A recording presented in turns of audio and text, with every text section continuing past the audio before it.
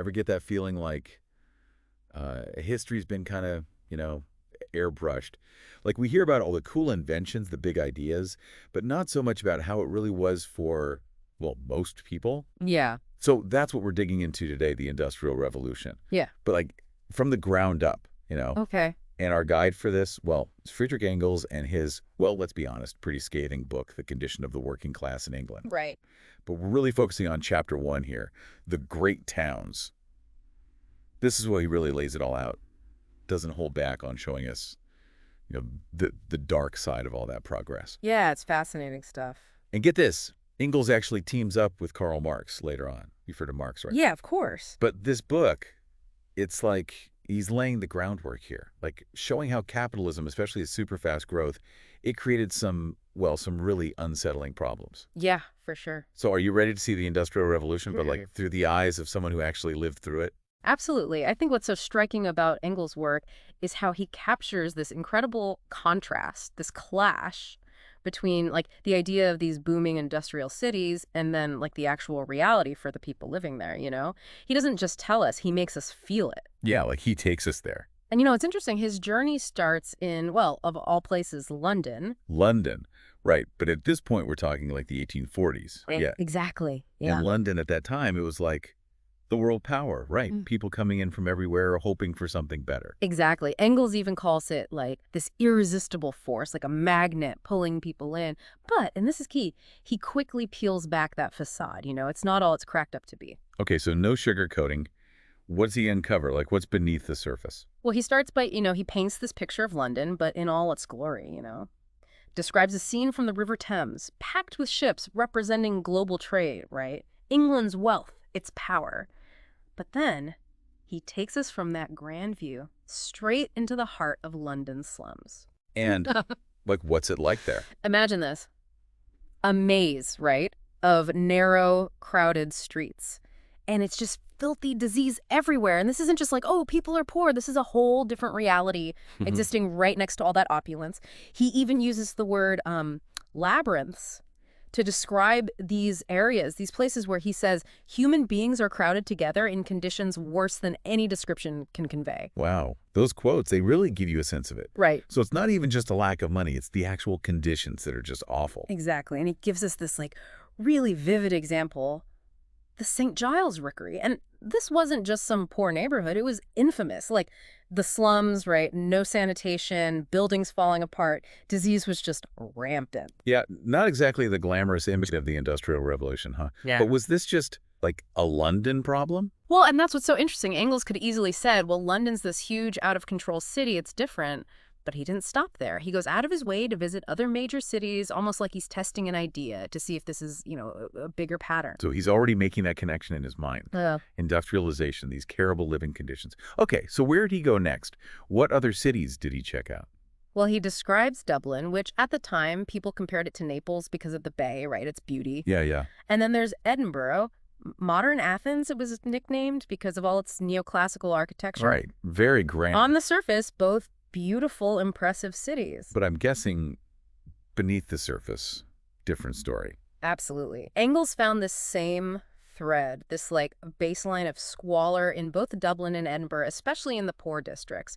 He's trying to show us that London isn't unique here. In fact, in Dublin, he gives this unbelievable statistic. He says there were 1,318 people crammed into just 52 houses on one street, Barrack Street. Wait. 1,318 people in 52 houses. Yeah. It's almost impossible to imagine. Right. And then in Edinburgh, even with all those grand buildings, he ends up in the wines. Wines. Yeah, these narrow alleys, often dark, barely any ventilation, but basically where the poorest residents ended up. So you've got these incredible buildings, but right next to them, conditions that Engels compares to like medieval times. Wow. It's just like no matter how fancy the city, right, same problems underneath. Yeah. And it wasn't just an accident, was it? I mean, Engels really thought this was because of the system, how it all worked. Yeah, totally. And this is where he takes us from these big cities, right? London, Dublin, into like Yeah. the real industrial heartland. Lancashire and Yorkshire, the centers of textile production, the landscape just dominated by factories. Oh, so forget your rolling hills, all that. Gone. He describes it as this landscape transform, like the air itself is thick with like the grime of all these factories and the smoke.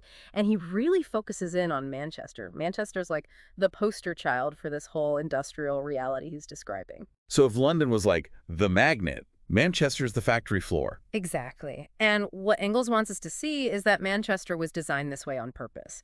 Its layout, the housing, everything, to like keep the middle class, the upper class away from all this. Like they were supposed to be shielded from it. Out of sight, out of mind. Yeah. Yeah, but Engels is about to take us right there. Oh, yeah.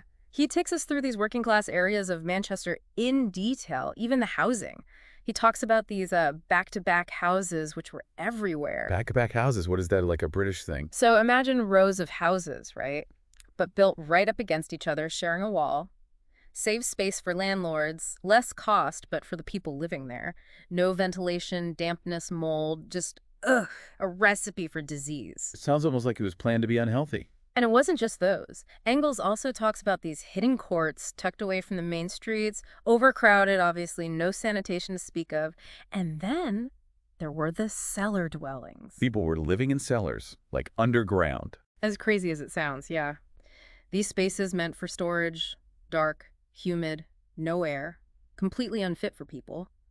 But Engels found families, sometimes huge families, living in them because it was all they could get. I can't even imagine. Were there no rules, no building codes or anything? Engels was shocked by that. He talks about these walls so thin you could hear everything, floors constantly damp, leaks everywhere. People were afraid their houses would just collapse. So this wasn't about being poor, this was just like neglect. Like no one cared if these people lived or died. It's true, and this is where it gets even more, I don't know, messed up. He talks about how all this shoddy construction, it was deliberate. It all came down to money, of course. Engels points out how land was often leased for really short periods, so landlords didn't care about quality. Just build it cheap, make a quick profit, and move on when it fell apart. Wow. So build these awful places knowing they'd only last a little while, then find more desperate people to move in. Exactly. And if that wasn't bad enough, get this. He talked about food, basic goods being tampered with. Wait, are you saying they were, like, messing with people's food on purpose? It was really common, actually. Engels talks about finding rotten meat for sale. He even quotes from this middle-class paper at the time, the Liverpool Mercury, talking about things like butter, sugar, coffee, even tobacco being cut with other stuff. Like, what were they putting in it? Anything cheap, really. He says sometimes it was sawdust in the bread or alum to make it look whiter. He even tells this awful story about a pig, must have been 200 pounds, already rotting, but they were chopping it up for people to eat. That is disgusting. Didn't anyone do anything about that? Engels says the laws were basically useless, never enforced, especially not for the working class. And remember, these were people barely surviving. They didn't have the time, the money, or the power to fight back. So they're stuck, taking advantage of at every turn, and then literally being poisoned by the only food they can afford. It's just... Yeah, it's pretty rough stuff. And to be fair to Engels, he doesn't try to make it sound better. He's making a point here. All this misery, it wasn't some accident. It was the system itself, how it was set up, like industrial capitalism, the whole drive for profit. It created this underclass, people who were basically disposable as long as the machine kept running. That's such a chilling word, isn't it? Disposable. Yeah. Like these were real people with families, with hopes, with dreams, but... And that's exactly what Engels wants us to see. This wasn't some side effect, like, oops, we made progress, but some people got hurt. He's saying, no, this dehumanization, it was built in. So what was the answer then? Like, did he think things could change? Engels wasn't just trying to make everyone sad, right? He wanted to expose this. And for him, it wasn't even about reforming things, like a few tweaks here and there. He thought the whole system needed to be challenged, fundamentally. Wow. I mean, that's a pretty radical idea for the time. Totally. Remember, this is before unions, before any kind of safety net, really. Most people thought, well, if you're poor, it's your own fault. But Engels is saying, nope, it's the system keeping them there. Shifting the blame, or at least making it clear it's not that simple. Right? It's not just about personal failings. It's the whole structure of how things work. Exactly. He wants us to see the bigger picture. And that's what makes his writing so interesting, even now, Because it's like These are still issues. Inequality, workers being taken advantage of. Think about it. Even today, right? Some industries, it's still about profit first, right? And it's certain communities that always seem to get hit the hardest. Like we've made all this technological progress, but have we really solved those core problems? That's the question, isn't it? Engels makes us think, what's real progress? Is it just shiny new stuff, or is it how we treat each other? And if it's messed up, whose responsibility is it to fix it? It's kind of heavy stuff when you really think about it. It is. But that's the point, right? Engels is saying we're not just watching history happen.